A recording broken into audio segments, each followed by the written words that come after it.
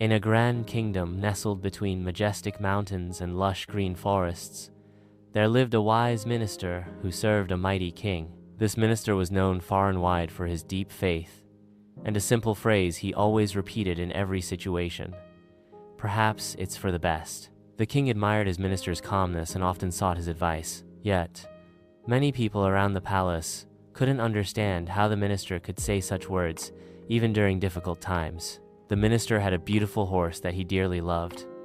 Every morning, he would release the horse into the royal gardens to graze and run freely. Every evening, he would return to bring it back to its stable.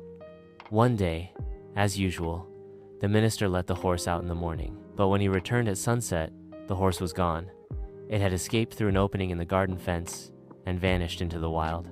When people heard the news, they rushed to the minister and asked, "How could this happen to your favorite horse?" The minister simply smiled and said, "Perhaps it's for the best." Everyone was shocked. "You lost your precious horse. How could that possibly be good?" But a week later, to everyone's surprise, the horse returned. And it was not alone. It had brought with it a group of strong, wild horses it had encountered in the plains. The minister now had more horses than ever before, and the people began to whisper, maybe he was right after all. Soon after, the minister's eldest son took one of the new wild horses into the forest for a ride. But as they rode through tall grass, a snake slithered beneath the horse's feet.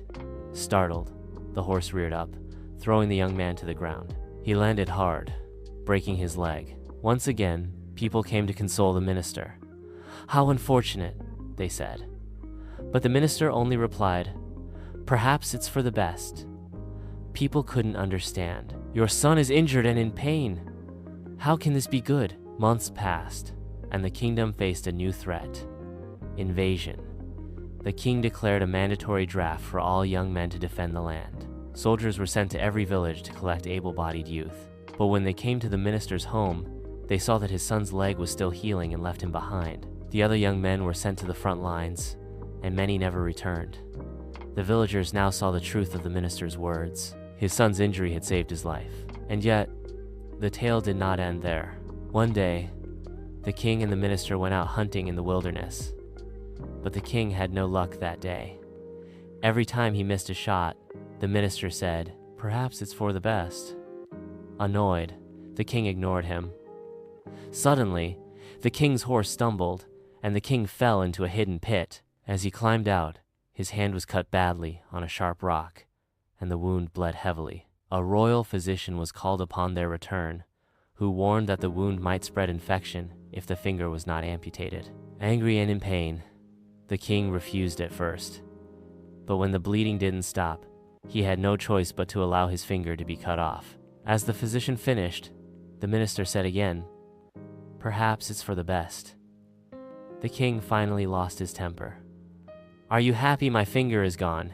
he shouted. In his rage, he ordered his guards to imprison the minister.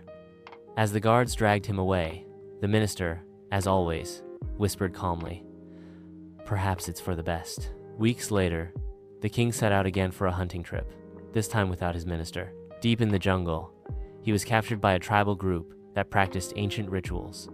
They intended to offer him as a sacrifice to their gods. The king was terrified. He was tied and taken to the altar. But just before the ceremony began, the tribal chief noticed something strange. "Stop," he said. "This man is not whole. He is missing a finger." According to their belief, only a perfect and unblemished body could be offered as a sacred sacrifice. So, they released the king and let him go. The king returned to the palace, shaken but alive. His heart was full of gratitude. He immediately ordered the release of the minister and brought him to the royal court. "You were right," the king said humbly. "Losing my finger saved my life. But tell me, why did you say, 'Perhaps it's for the best,' even when I sent you to prison?" The minister smiled gently. "Because, my king, had I not been in prison, I would have accompanied you on the hunt as I always do. And I still have all my fingers, so I would have been offered in your place." The king was silent for a moment, then burst out laughing with amazement. "From now on," he declared, "whenever something goes wrong, I too shall say, 'Perhaps it's for the best.'"